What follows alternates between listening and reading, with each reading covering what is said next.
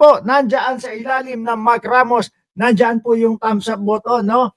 Pindutin nyo lang po yan, tapos i-komento ninyo kung pang ilan ang inyong like upang madaanan natin ang inyong mga shoutout dyan. Madaanan natin ang inyong mga pangalan dyan sa comment section, mga bossing. Sabi ni Music Stories, no? Bato, paalam ka na sa kabit mo. Ay, ganon. Pati si Bato, merong kabit. Parang wala naman akong narinig. At syempre, mga kababayan, ipopromote ko na din po yung isang channel natin na Birahan PH po. Kasama natin dyan si Banat Boy, kasama natin dyan si Takeru Miyamoto, at si Boss Nyolo, mga bossing, na naka-break o naka-bakasyon po, no? Pero kaming tatlo bumibira dyan. Takeru, Banat Boy, at Mark Ramos, mga bossing. Okay, so ngayon, umpisahan na muna natin ito, mga kababayan. What? May sidecar si Holy Spirit.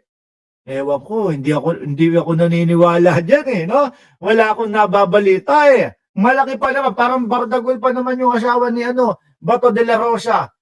Makutusan siya no, kahit na gaganong-ganon, laki na katawan ni Bato, mas malaki yung katawan ng misis ni Bato de la Rosa, ha? Kumbaga, talagang katatakutan. Umpisahan natin itong vlog na ito, mga boss Chipamo, sir, ng 5 picture daw po, 1 word. Ano ang masasabi nyo daw dito sa 5 picture na ito, mga kababayan?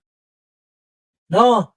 Paano nyo i-describe ang picture na ito sa isang salita, mga bossing? O yan, no? Unang-una na nasa picture ay si Senadora Amy Marcos. No? Pangalawang nasa litrato, mga kababayan, wala pong iba kundi si Vice Presidente Inday Sara Duterte. At ang nasa kagitna-gitnaan po ng kakaviral lang mga kababayan, wala pong iba kundi si Madam Rolex, no? O si Madam Gucci, Rowena Guanzon. Pangatlo. Pang-apat, Kiko Barsaga. Pang-lima, si Harry Roque. Putik na yan. Sino ba gumawa naman nito? Grabe naman kayo kay Roque. Lahat kahit pa paano, medyo hindi yung bagay, no? Pero yung kay Roque talagang nakabuka yung bibig. Ano daw 5 picture, 1 word. Ano ang word na masasabi nyo? Sabi ni Emma Donato, lutang daw. Sabi ni Rosewin Isidro, saltik daw. Sabi ni Dukha ng Sarasa Force, KSP daw. No? Sabi ni Annalyn Ando, mga eskandalosa. Dami niyong sinasabi dito. Walang kwentang mga nilalang daw, sabi ni sabi ni Ma'am Margie Barcebal. Ang tingin ko dito, at masasabi ko dito sa mga ito, mga bossing, topak. Topak. Para naman talaga may mga topak ang ugali. Gusto nyo, isa-isayin natin. Yung Amy Marcos, nasisiraan na ng bait, nahihilo na, nagkakaroon na ng tililing, mga kababayan. Bakit to? Mukhang siya susunod doon sa mga sinasabi ng mga senador na mapapasok sa oblo at magpapasko sa oblo, mga bossing. Kaya nagkakaganyan at kaya kung ano-ano yung mga sinasabi kay Pangulong Bongbong Marcos, kahit wala naman pong ebidensya, no? Kahit po yung mga recycle lang, kahit po yung pulburon video ni Roque yata gustong patulan. Bakit to? Wala na silang mai-issue kay Pangulong Bongbong Marcos, ubus na ho Di ba? Ubus na ang kanilang issue kay Pangulong Bongbong Marcos. Kaya po, balik sila dun sa square one ho. Lagi, ganyan ang ginagawa niyang mga yan, mga bossing. No? Pagka naubusan, babanat yan. May naimbentong mga bagong mga ipaninira sa kanyang kapatid. Sino ba naman ang magsasabi na sa katinuan ng pag-iisip kung mismong kapatid mo ay sisiraan mo at ipapakalat mo na nagdodroga pero wala naman pong ebidensya? Wala po sa tamang pag-iisip yon, mga bossing. Di ba? Ang gagawin nila, invento. Lahat iimbentohin. Kapag kami nabuo na po sila na ibibintang kay Pangulong Bongbong Marcos, yun na yung issue for this month. No? Pero kapag ka namatay, kagaya nung kay Saldico, wala na naman po. nakakalungkot si Saldico, hindi na po naging tuluyang maging vlogger, hindi na po nag-video ulit. Wala hindi lumusot sa mata ng taong bayan Hindi pumasa sa mata ng taong bayan Ano gagawin mo? Di huminto. Kapag wala ng gano'n mga kababayan, babalik sila doon sa umpisa nila. Ano po?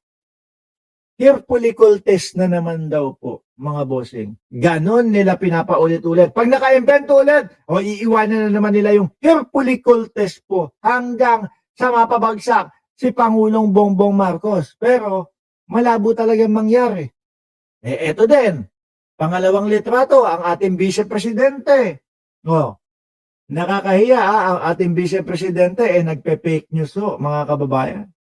Isa na lang, no?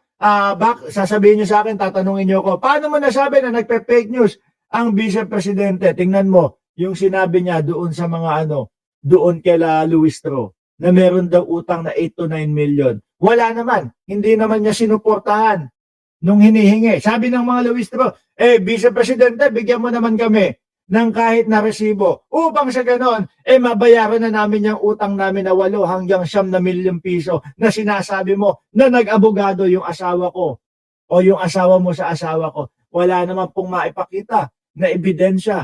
Ang ginawa, tumahimik na lang. Kapag sinusugan niya pa yun, pagka dinereksyon niya pa yun, mapapahiya lang siya. Di ba?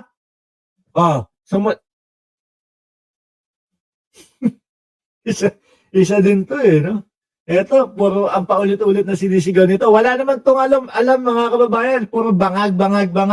Yung mga basic na sinasabi nila sa Pangulo, bangag, magnanakaw. Pero hanapan mo dahilan, hanapan mo ng mga ebidensya, wala din po.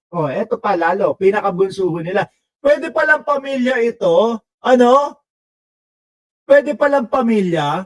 Bakit? Si Roque, tapos Guanzon. Si Roque, tapos di bagay? Di ba? Cleared na ng COA, si BP Inday, penging ang patunay. Wala pa, di ba? Walang patunay, na-cleared na ng COA, kakaplag nga lang sa kanya Kakaplag nga lang sa kanila, di ba? Ano yung pinlag? Nako, yung 301,000 pesos kada isang laptop. Umabot ng 3.9 million. 11 na laptop, 13 laptop, kakaplag lang. CCTV camera, anak ng putik na yan, 200,000 kada piraso. Kakaplag lang. Tapos sabi nila, lang po, typographical error lang po. Hindi po namin nais na isulat yan. Ang gusto naming ilagay dyan, yung mga photocopier daw, na magkano? Ang mahal pa din mga bossing. Mga photocopier na donasyon daw po. Grabe napakadaming letra, napakadaming word, napakadaming numero para sabihin na typographical error lang po yan. Pwede palang pamilya ito, no? Si Roque at si Guanzon, kunyari nanay Hindi. Nanay ito no? Hindi pala pwede. Sige, patulan natin. Nanay, tatay, Roque, si Guanzon, at si Roque, ate, si Amy Marcos. Ayan, malagi naman nagsasabi, super ate. Yan pala, ang baba naman pala ng ratings, mga bossing, ng ratings, Tapos, gitnang kapatid, Sara Duterte. Ang bunso, mga kababayan, etong si Barsaga. Saltek. One word.